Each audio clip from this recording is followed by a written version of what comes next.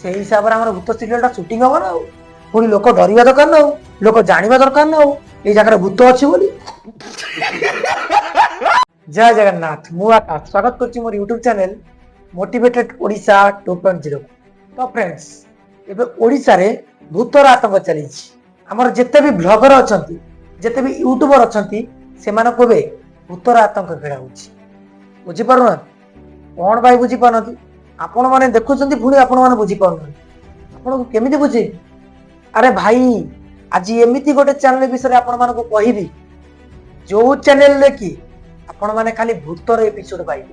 ଜାଣିକି ସେ ତ ଗୋଟେ ବ୍ଲଗ ଚ୍ୟାନେଲ ନୁହେଁ, ଭୂତ ସିରିଏଲର ଚ୍ୟାନେଲ।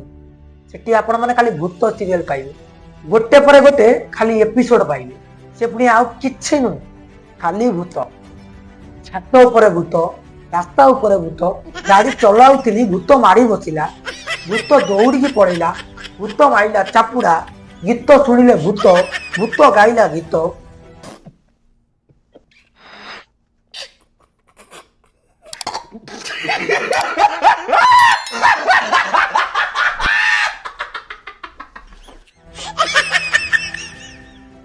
ଏମିତିକା ଭିଡିଓ ଆଉ ଏମିତିକା ଏପିସୋଡ ଆପଣ କୋଉଠି ପାଇବେ?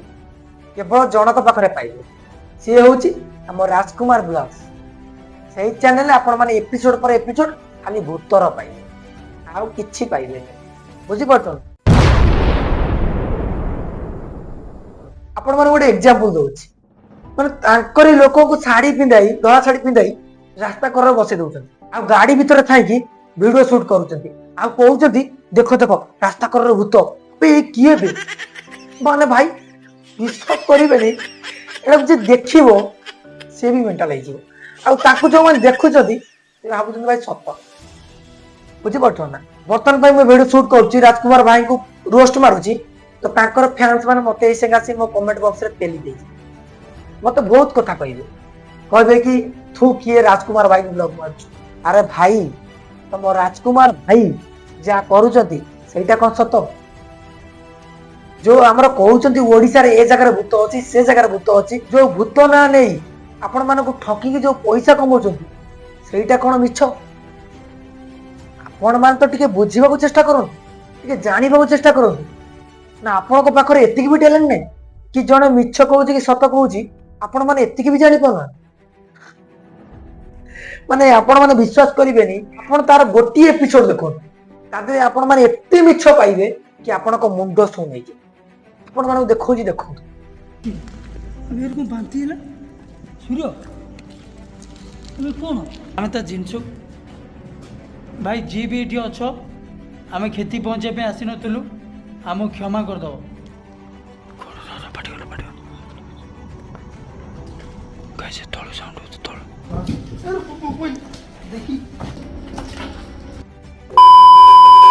ଦେଖିଲେ, ମାନେ ଜଣଙ୍କର ବାନ୍ତି ହଉଛି, ତାର କିଛି ପେଟ ଗରମ ଥିବ, ଆଉ କିଛି ଥିବ, ତା ଦେହ କିଛି ଖରାପ ଥିବ, ସେଥିପାଇଁ ବାନ୍ତି ହଉଛି। ନା ଭାଇ, ଏଟା ଦେହ ଖରାପ ନୁହଁ, ଏଟା ଭୂତ ବାନ୍ତି କରେଇଲା। ମାନେ ଦେଖନ୍ତୁ, ବାଟରେ ବି ଯାଉଛି, ଖସି ପଡୁଛି, ଏଟା ବି ଭୂତ ପକେଇଦେଲା।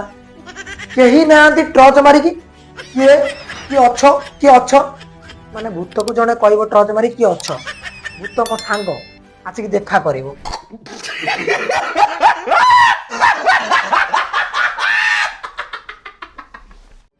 ମାନେ ଆପଣ ମାନେ ବିଶ୍ୱାସ କରିପାରିବେନି, ଯୋଉ ଗୁଡା ମିଛ କଥା ଗୁଡା ଆମ ରାଜକୁମାର ଭାଇଙ୍କ ବ୍ଲଗରେ ସେଗୁଡା ସତ ଦେଖେଇବେ।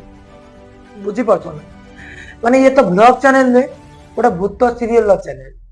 ଆପଣ ପ୍ରତ୍ୟେକଟି ଏପିସୋଡ ଖାଲି ଭୂତ, ମାନେ ଏତେ ପ୍ରକାର ଭୂତର ଷ୍ଟୋରି ତାଙ୍କ ପାଖରେ ଅଛି, ମୁଁ ବୁଝିପାରୁନି ସେ ଆଣୁଛନ୍ତି କୋଉଠୁ, ଆଉ ଏତେ ଆଇଡିଆ ତାଙ୍କୁ ମିଳୁଛି କୋଉଠୁ?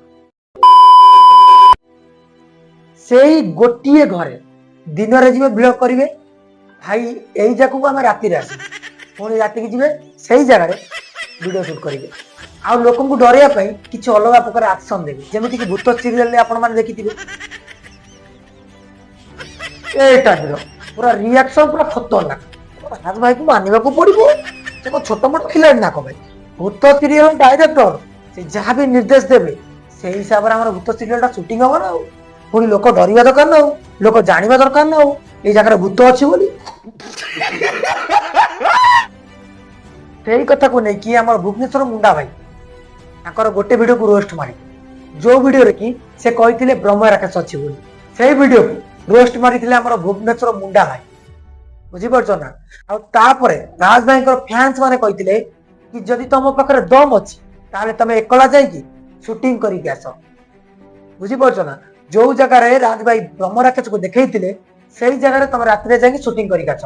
ଆଉ ଆମ ଭୁବନେଶ୍ୱର ମୁଣ୍ଡା ଭାଇ ଛାଡିବା ପିଲା ନୁହେଁ, ସାଙ୍ଗେ ସାଙ୍ଗେ ତାଙ୍କ ଚ୍ୟାଲେଞ୍ଜକୁ ଆକ୍ସେପ୍ଟ କରିଦେଲେ ଆଉ ଗଲେ ସେ ଜାଗାରେ ଯାଇ ଦେଖେଇଲେ ଭାଇ କିଛି ନାହିଁ, ମାନେ ନିଜ ତରଫରୁ ବ୍ରହ୍ମ ରାକ୍ଷସର ସାଉଣ୍ଡ କରିକି ଇଫେକ୍ଟ ଲଗେଇକି, ମାନେ ପାଉଁଜିର ସ୍ୱରକୁ ଇଫେକ୍ଟ ଲଗେଇକି ଏଠି ଭାଇ କୁହାଯାଉଛି ଭୂତ ଅଛି। ମାନେ ଲୋକମାନଙ୍କୁ ବୋକା ବନଉଛନ୍ତି ଆପଣ ମାନେ। ବୁଝିପାରୁଛନ୍ତି ନା? କେତେ ଆଉ ଠକିବ ଭାଇ, ଲୋକମାନେ ଏବେ ଜାଣିଗଲେଣି। ସେଥିପାଇଁ ଆପଣ ଏମିତିକା ଏପିସୋଡ ବନାନ୍ତୁନି ଭାଇ। ଭୂତ ଆପଣଙ୍କ ପାଖରେ ନୁହେଁ, ଏବେ ସମସ୍ତଙ୍କ ବ୍ଲଗରଙ୍କ ପାଖରେ ଭୂତ ଯାଇକି ପଶୁଛି। କାହାକୁ ଭୂତ ଲାଗିଲା, କାହା ଘରେ ଭୂତ, କାହା ପାଖକୁ ଆସିଲା ଭୂତ, ଆଉ କିଏ ଜାଣିକି ଦେଖଉଛି ଭୂତ। ମାନେ ମୁଁ ବୁଝିପାରୁନି ଏ ବ୍ଲଗର୍ସ ମାନଙ୍କର ଭୂତ ମାନଙ୍କ ଉପରେ ଏତେ ଇଣ୍ଟରେଷ୍ଟ କାହିଁକି। ଦୟାକରି ଏମିତି ଲୋକମାନଙ୍କୁ ଆଉ ବୋକା ବନାନ୍ତୁ ନାହିଁ କି ଆପଣ ଏମିତି ମିଛ କଥା ଆଉ ବେଶୀ ଦିନ କହିପାରିବେ ନାହିଁ। ବୁଝିପାରୁଛନ୍ତି ତ? ଲୋକମାନେ ଏବେ ସତର୍କ ହେଇଗଲେଣି, ଆଉ କିଛି ଦିନ ପରେ ଆପଣ ଯେତେ ସତ କଥା କହିଲେ ବି ଲୋକ ତାକୁ ମିଛ ଭାବିବେ। ତେଣୁ ଯାହା ବି ସୁଟ୍ କରୁଛନ୍ତି ତାକୁ ସତ ଦେଖାନ୍ତୁ। ଏମିତି ଭିଡିଓ ପଛରେ ମ୍ୟୁଜିକ ଲଗେଇକି ଲୋକମାନଙ୍କୁ ଚୁତିଆ ବନାନ୍ତୁନି, କାହିଁକି ନା ଏବେ ଲୋକ ସତର୍କ ହେଇଗଲେଣି। ତ ରହୁଛି ଫ୍ରେଣ୍ଡ, ଯଦି ଆପଣମାନଙ୍କୁ ଭିଡିଓଟି ଭଲ ଲାଗିଛି ତ ଲାଇକ୍ ସେୟାର କମେଣ୍ଟ ନିଶ୍ଚୟ କରିବେ। ଆଉ ଏମିତିକା ରୋଷ୍ଟିଂ ପାଇଁ ଆମ ଚ୍ୟାନେଲକୁ ସବସ୍କ୍ରାଇବ କରିବେ। ଖାଲି ରାଜ ଭାଇ ନୁହେଁ, ଏମିତି ବହୁତ ସାରା ବ୍ଲଗର ଅଛନ୍ତି ଯୋଉମାନେ କି ଭୂତକୁ ନେଇ ଟପିକ ବନେଇ ଚାଲିଛନ୍ତି ଆଉ ପଇସା କମେଇ ଚାଲିଛନ୍ତି। ସେଇମାନଙ୍କୁ ମୋର ଏ ଚ୍ୟାନେଲରେ ରୋଷ୍ଟିଂ ମାରିକି ସେମାନଙ୍କର ଭୂତର ନିଶା ଉତାରିଦେବି। ତେଣୁ ଏବେ ହିଁ ସବସ୍କ୍ରାଇବ କରି ରଖନ୍ତୁ ମୋର ଏ ମୋଟିଭେଟେଡ ଓଡ଼ିଶା 2.0 ଚ୍ୟାନେଲକୁ। ଦେଖା ହବ ପୁଣି ଏକ ଦମଦାର ରୋଷ୍ଟିଂ ଭିଡିଓରେ। ସେଥିପାଇଁ ମୋତେ ବିଦାୟ ଦିଅନ୍ତୁ। ରହୁଛି, ଜୟ ଜଗନ୍ନାଥ, ବନ୍ଦେ ଭାରତ।